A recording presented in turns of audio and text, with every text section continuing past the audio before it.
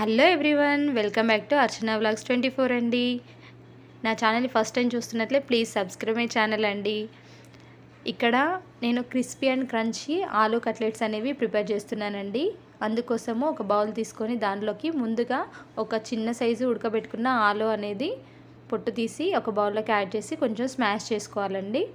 ఇప్పుడు దీంట్లోకి ఒక కప్పు వరకు సన్నగా కట్ చేసి పెట్టుకున్న క్యాబేజ్ తురుమనే యాడ్ చేసుకున్నాను.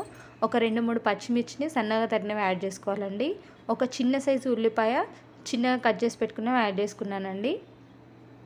కొత్తిమీర తరగండి ఒక కప్పు వరకు యాడ్ చేసుకుంటున్నాను. మీరు ఇక్కడ క్యారెట్ కూడా యాడ్ చేసుకోవచ్చు. నేను హాఫ్ కప్ వరకు కార్న్ఫ్లోర్ తీసుకొని యాడ్ చేసుకుంటున్నానండి. ఇప్పుడు వీటిని మంచిగా కలిసేలాగా గట్టిగా కాకుండా కొంచెం మామూలుగా హ్యాండ్తో ఇలా కలుపుకోవాలండి. మరీ గట్టిగా ప్రెస్ చేస్తూ కలపాల్సిన అవసరం ఏం లేదండి, మామూలుగా ప్రెస్ చేస్తూ కలుపుకోవాలి. ఇలా కలుపుకున్న వాటిలోకి రుచికి సరిపడే సాల్ట్ అండి, నేను 1 స్పూన్ సాల్ట్ తీసుకుంటున్నాను. 1 స్పూన్ జీలకర్ర, 1 స్పూన్ కారం, 1 స్పూన్ చాట్ మసాలా అండి. వీటిని మళ్ళీ మంచిగా కలిసేలాగా కలుపుకోండి.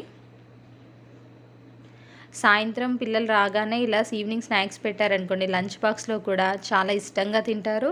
క్రంచీగా బాగుంటాయండి. ఇప్పుడు ఒక ప్లేట్ తీసుకొని పక్కన పెట్టేసుకోండి. నేను ఇక్కడ కార్న్ఫ్లోర్ అనేది కొన్ని వాటర్ యాడ్ చేసుకొని ఉండలు లేకుండా మంచిగా కలిపి పక్కన పెట్టుకున్నానండి. చూస్తున్నారు కదా, ఇలా ఎక్కడ ఉండలు లేకుండా మిక్స్ చేసి పక్కన పెట్టుకోవాలండి. వీటిని మక్కటుకులు అంటారండి. వీటిని మనం చేయితో ఇలా స్మాష్ చేసుకోవాలండి. ఈ ప్లేస్లో మీరు బ్రెడ్ క్రమ్స్ కూడా యాడ్ చేసుకోవచ్చు.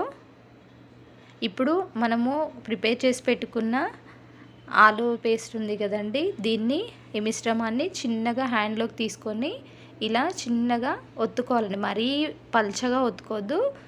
ఇలా చూపిస్తున్నాను చూడండి, హ్యాండ్ మీద ఇలా కొంచెం మందంగా రౌండ్గా వచ్చేలాగా ఒత్తుకొని ప్లేట్లో పెట్టేసుకోవాలండి.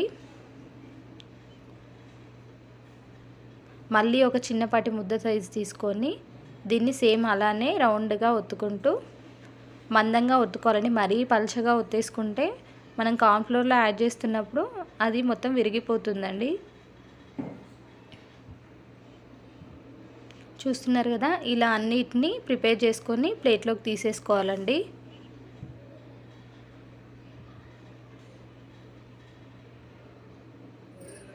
ఇలా అన్నీ తీసుకున్నాక వీటిని ఒక్కొక్కటి తీసుకొని మనము కార్న్ఫ్లోర్లోకి యాడ్ చేసుకోవాలండి. కార్న్ఫ్లోర్లో డిప్ చేసేసుకొని దాన్ని ఇలా తీసేసి ఈ మక్కటుకులు ఉన్నాయి కదండి, దీంతో ట్యాప్ చేసుకోవాలండి. నేను ఒక్కటి మాత్రమే ఇక్కడ మక్కటుకులతో ప్రిపేర్ చేసుకున్నానండి. మిగతా అన్నీ నేను మళ్ళీ బ్రెడ్ క్రమ్స్ తీసుకున్నాను. ఎందుకంటే మా పిల్లలు బ్రెడ్ క్రమ్స్తో చేయి బాగుంటాయి అమ్మ అని చెప్పారు. మీరు ఇలా కూడా చేసుకోవచ్చు. ఇలా అయితే ఇంకా క్రంచీగా ఉంటాయి. చూస్తున్నారు కదా, ఇలా డిప్ చేసుకొని పక్కన పెట్టేసుకోవాలండి. చూసారుగా, ఈ ప్లేస్లోకి నేను మళ్ళీ బ్రెడ్ క్రమ్స్ అనేది యాడ్ చేసుకున్నాను.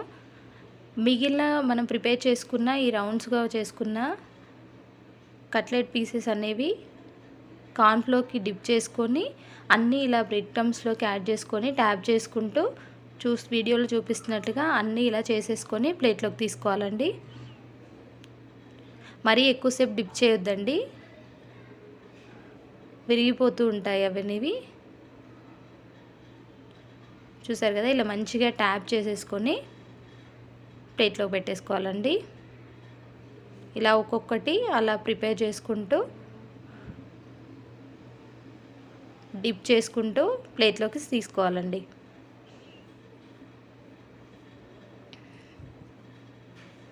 ఇంకా ఎవరైనా మన ఛానల్ని సబ్స్క్రైబ్ చేసుకోకపోతే please subscribe my channel, tap the bell icon అండి. బెల్ ఐకాన్ క్లిక్ చేయగానే ఆల్ అనే ఆప్షన్ క్లిక్ చేసుకోండి. నేను వీడియో అప్లోడ్ చేయగానే నోటిఫికేషన్ అనేది వచ్చేస్తుందండి. మరిన్ని వీడియోస్ కోసం మన ఛానల్ని ఫాలో అవ్వడం మాత్రం మర్చిపోవద్దు.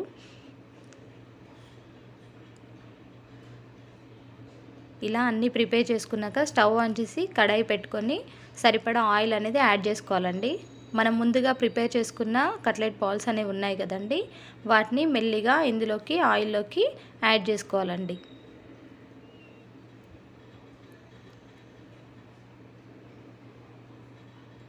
చాలా చాలా టేస్టీగా ఉంటాయి ఈవినింగ్ స్నాక్స్కి. ఇప్పుడు వర్షాకాలము, పిల్లలు సాయంత్రం వచ్చే వరకు ఏదో ఒకటి తినాలనిపిస్తూ ఉంటుంది కదా, ఇలా కట్లెట్స్ చేసి పెట్టామండి, క్రిస్పీగా క్రంచీగా ఉంటాయి కదా, ఇష్టంగా తింటారు. అండ్ వీటిని లంచ్ బాక్స్లో కూడా ఈవినింగ్ స్నాక్స్ పెడతాం కదా స్కూల్లో, వాటిలో కూడా పెట్టేసేయచ్చండి. ఇలా కొంచెము వేగాక టర్న్ చేసుకోవాలండి, జల్లెడ సహాయంతో జాగ్రత్తగా టర్న్ చేసుకోవాలండి.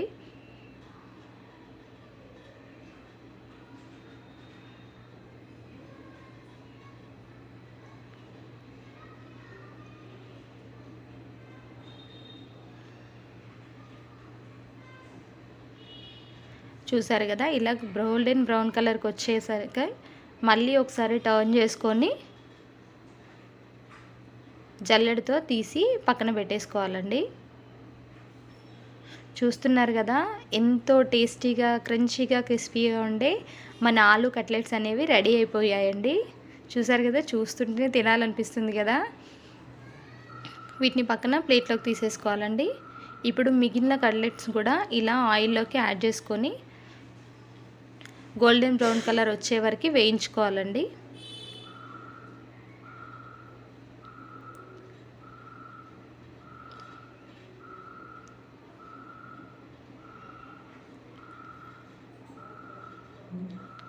ఇలా యాడ్ చేసుకున్నాక కొంచెం వేగాక ఇంకో సైడు టర్న్ చేసుకోవాలండి.